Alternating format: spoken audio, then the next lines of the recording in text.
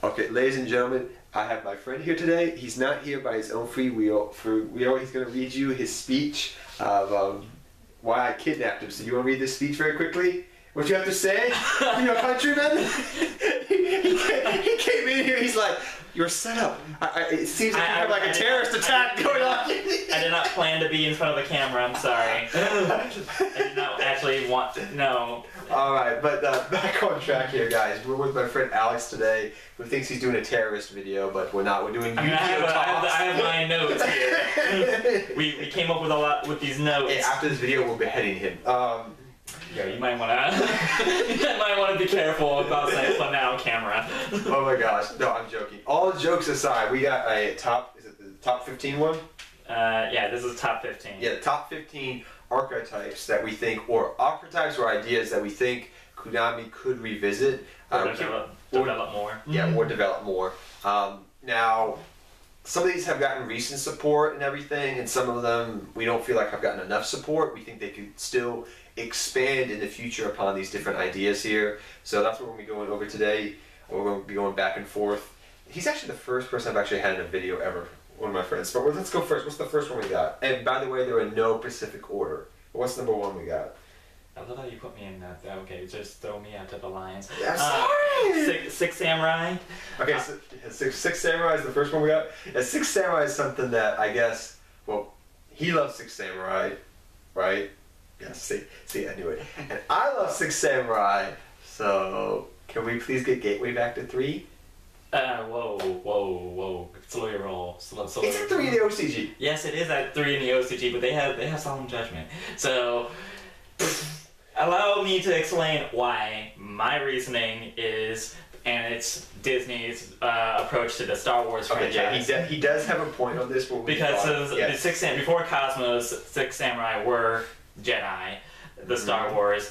So what basically you have the Six Samurai, the first set of cards that came out. That's like the original trilogy, and then you had the Legendary Six Samurai, which is like the prequel trilogy, and now we're going into the new trilogy going forward. So you can easily expand upon it, the archetype, giving them some more monsters, and each monster touched upon a summoning. Yeah. And it had a special thing, like one dealt with face-up traps, one dealt spell and traps, one dealt with set spell and traps, so on and so forth. But there's one that didn't really touch the banished area.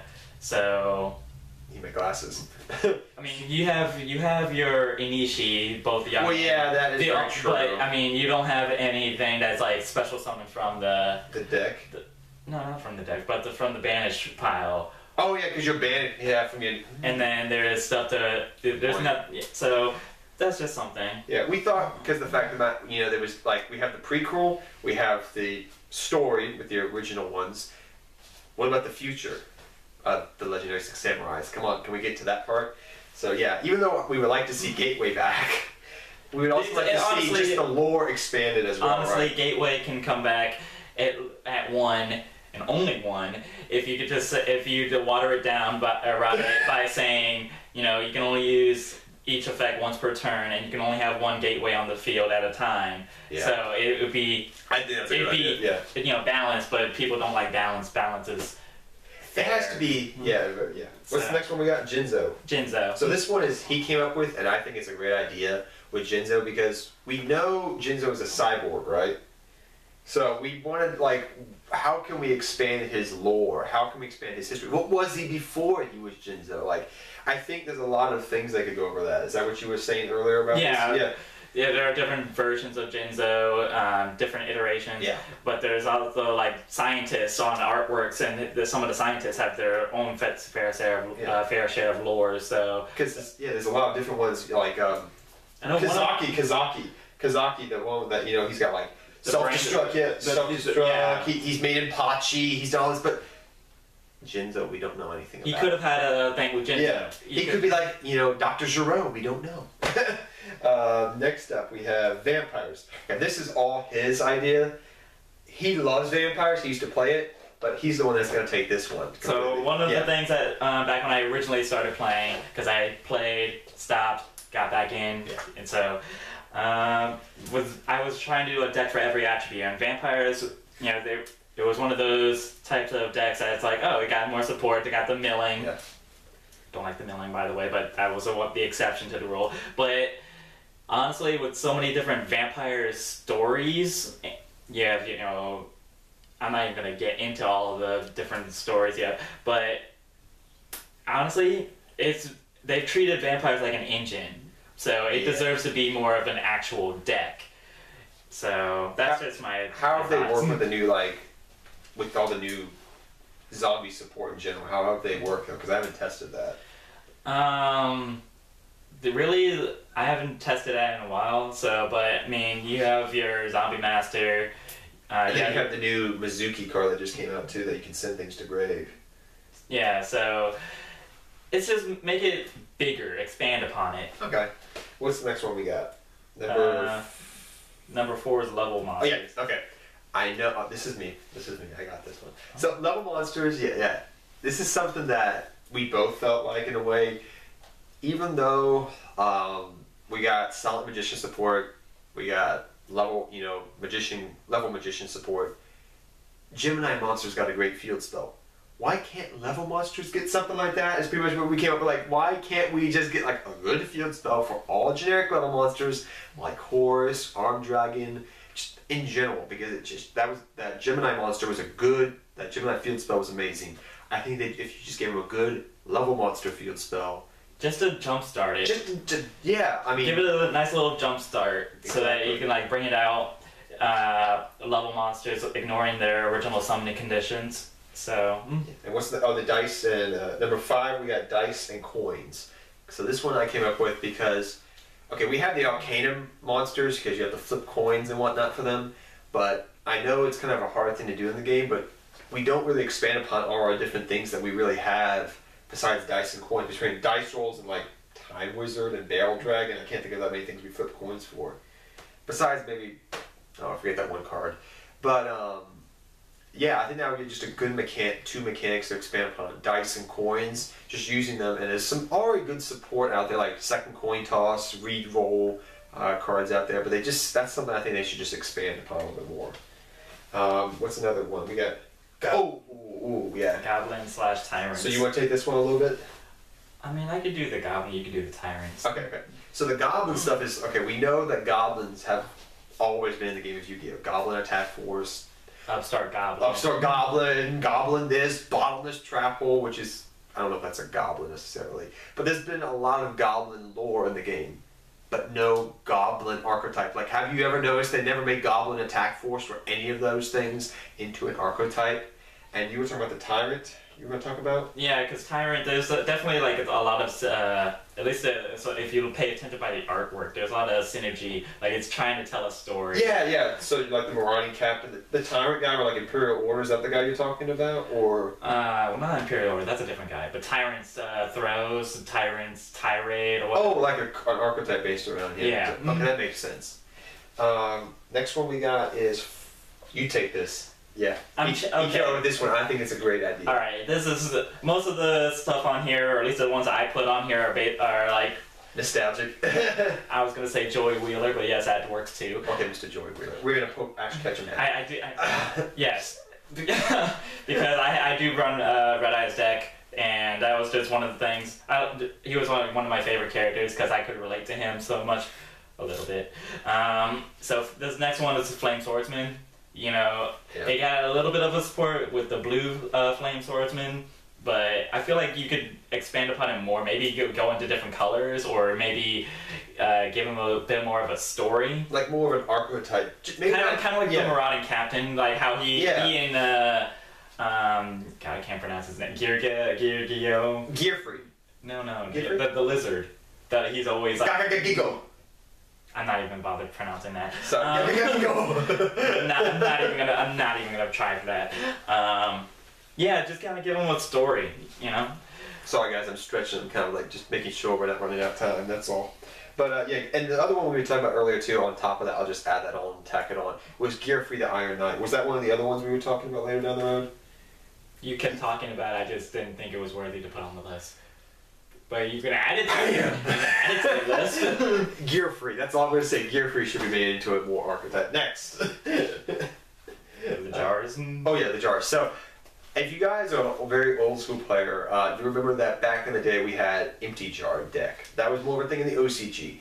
But all the jars are banned. And I don't mean Pot of Desire, Pot Duality, and all those pots. That's the pot cards. I'm talking about Cyber Jar, Fiber Jar, Morphine Jar number 2, all those jar cards. Like, it used to be a deck out deck is what I'm trying to say here. They should make a deck out deck involving new jar cards that are not broken. But that's the thing.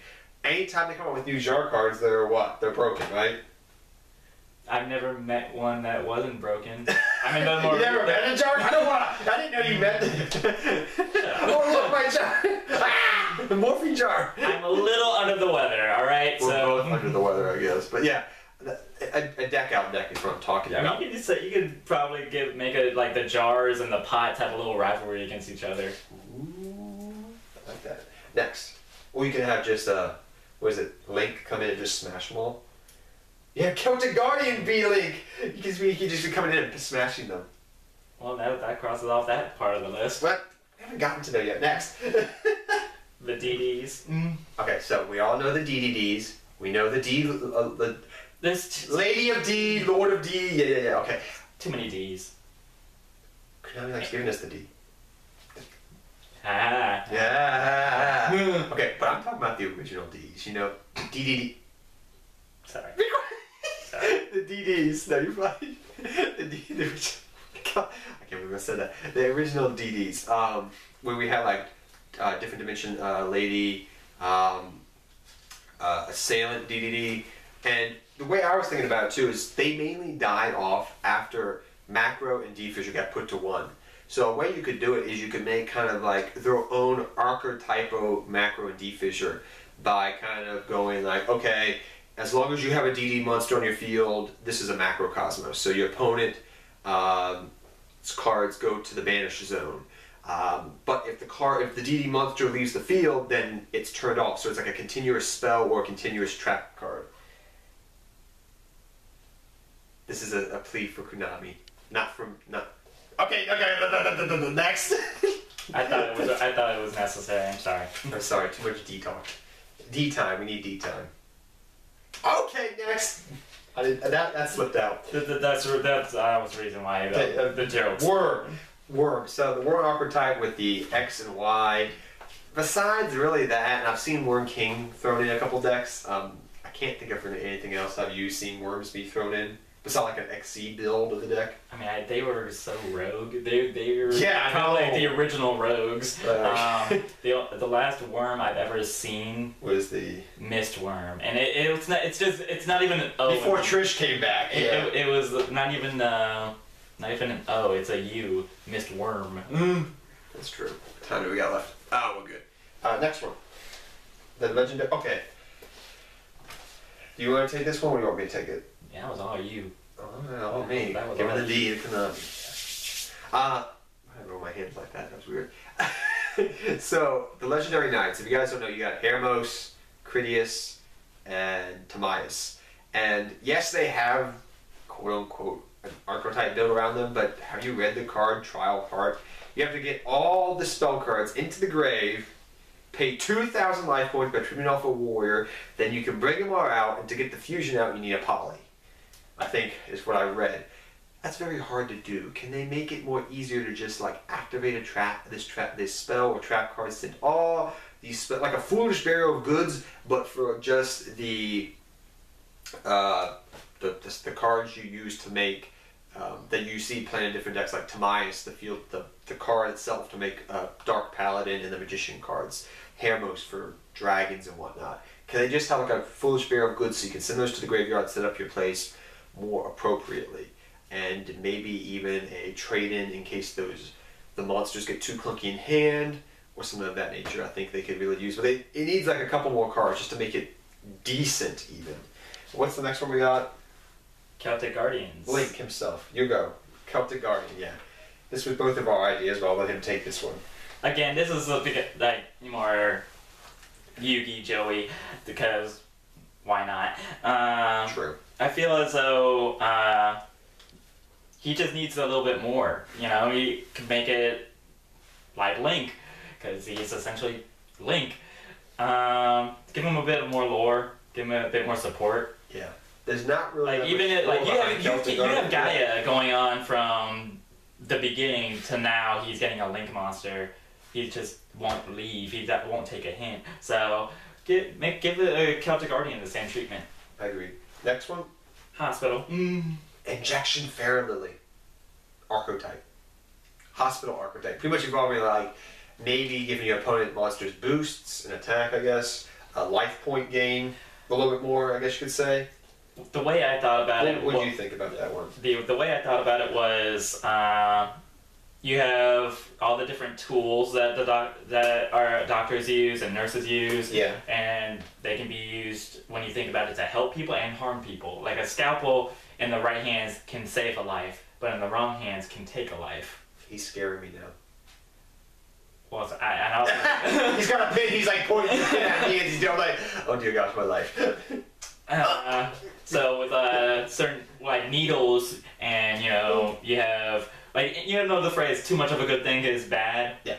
Same thing. You can have it like just play around with it. That makes sense. Hospitals. What's the next one we got? 14. This is another one of mine. This is his, and I think it's actually a good idea though. But I'll let you elaborate a little bit more on this one. With the support that Dark Magician Girl had. Red eyes, blue everything. Eyes. Gaia, Blackluster Soldier, Buster Blader.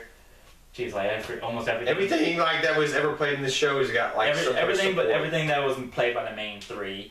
Yeah. This is Time Wizard / Baby Dragon. Yeah. I guess you could even throw in magical hats in there. Well, yeah. I mean, I think Time Wizard and Baby Dragon were a little bit better. They were. I mean, they were. Joey used them in the show. Time Roulette, Baby Dragon, make 1,000 Dragon. Maybe you could come up with a new 1,000 Dragon even. Or middle age. Middle age. No. What I'm saying is, you know, Time Wizard 1,000 years, so that's Time Wizard 10,000 years. 10,000 years, a million years, million dragon, billion dragon. You know. Oh my gosh! What's the last one we got? Spellbook / prophecy. Okay, I told him no on this one. I know my friend Will would love this idea. You take this one. I'm not saying anymore. I think, yeah, it is because of our friend, but I honestly think that maybe, because if you think about it, all the spell books and the Magical Citadel, and really, dude? Keep going. I'm just doing this. I'm just moving my hands. I'm doing hand crunches. Okay. You have every time you look at the spellcasters, there's always the group that you can tell a kind of a story. Like there's the secret village with the citadel, and at the citadel there's a tower, and then in the citadel they have the various libraries, and so I think you can expand upon that with maybe townsfolk in the citadel, or maybe there's. But isn't that the oppressed people and the people running about? So. Okay. All right. Is there anything else you want to add, man? I mean, we've seen only a few books, but libraries have many books, so therefore. True. Yeah, that's true. All right. Well, that is the 15 ideas we came up with, guys, off the top of our head. He wrote them all down so we could just not like speak them all. Organization is key, people. Yes, he's an organization man. But hope you guys all enjoyed this video, even though he thought he was going to do a Pokemon video. Until next time, take care, have fun dueling, good luck dueling, and we'll see all of you guys next time. Good luck dueling to all of you. Bye-bye, guys. Take care.